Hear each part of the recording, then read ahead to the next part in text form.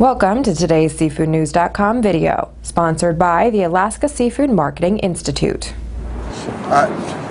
One of the things that the NFI conference does on the third day is bring in the Perishable group and the NPD group to talk about retail and food service research for seafood consumption.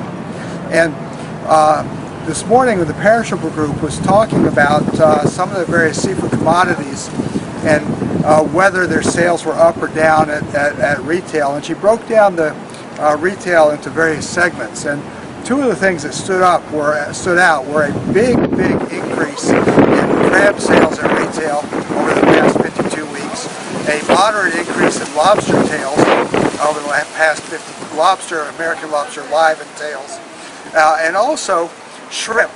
Shrimp was flat despite the fact that there was an overall price increase.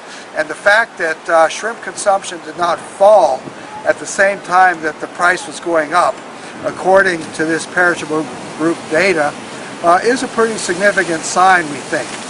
There's some very beginning indications here that consumers are still buying shrimp even as price increases begin to get passed on. And this has been borne out at the conference by the sense that retail shrimp inventories are pretty light, and the retailers are not being hung with shrimp after the holidays.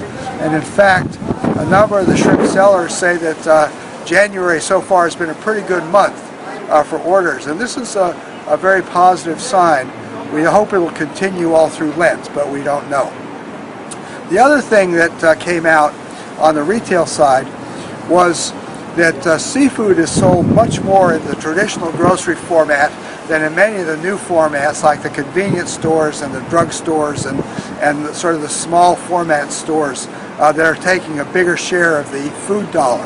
And unless the seafood industry finds ways to expand its distribution into these new formats, it risks being sidelined because we're well behind other produce and fresh proteins in that area of distribution. Today's SeafoodNews.com video was brought to you by the Alaska Seafood Marketing Institute.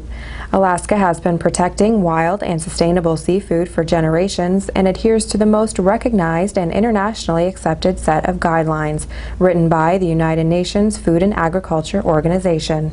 For recipes and additional information, visit wildalaskaflavor.com.